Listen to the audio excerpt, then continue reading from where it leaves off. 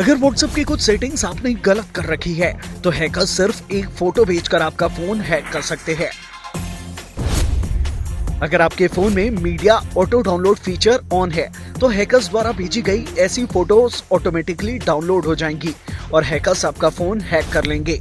Experts इसे लेकर लोगों को चेता रहे हैं क्योंकि हाल ही में कई सारे लोगों को इस तरह से निशाना बनाया गया है। अब आप बिना ड्राइविंग लाइसेंस कैरी किए भी ड्राइव कर सकते हैं और आपका चालान भी नहीं कटेगा। सरकार ने नियम बदल दिए हैं। इसका फायदा उठाने के लिए आपको सरकार द्वारा जारी किए डिजी लॉकर ऐप पर अपना ड्राइविंग लाइसेंस अपलोड करके रखना होगा। अब आप पुलिस कर्मियों को इस ऐप के जरिए अपना ड्राइविंग लाइसेंस दिखा सकेंगे जो मान्य होगा। नए साल से जीएसटी के नियम बदलने वाले हैं।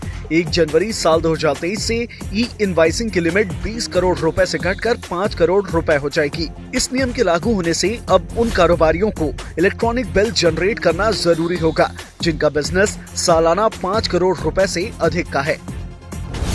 1 जनवरी साल 2023 से बैंक लॉकर से जुड़े नियम भी बदलने वाले हैं। नए साल से बैंक लॉकर में अगर चोरी या डकैती होती है या फिर लॉकर में रखे सामान को नुकसान पहुंचता है तो इसकी पूरी की पूरी भरपाई बैंक को करनी होगी। बैंक इसके लिए जिम्मेदार होगा, लेकिन भूकंप या बाढ़ जैसी प्राकृतिक आपदाओं में छूट मिलेगी। डेयरी फार्मिंग यानी डेयरी बिजनेस के लिए एसबीआई बिना किसी ब्याज के लोन दे रहा है। किसान नजदीकी शाखा पर जाकर लोन के लिए अप्लाई कर सकते हैं।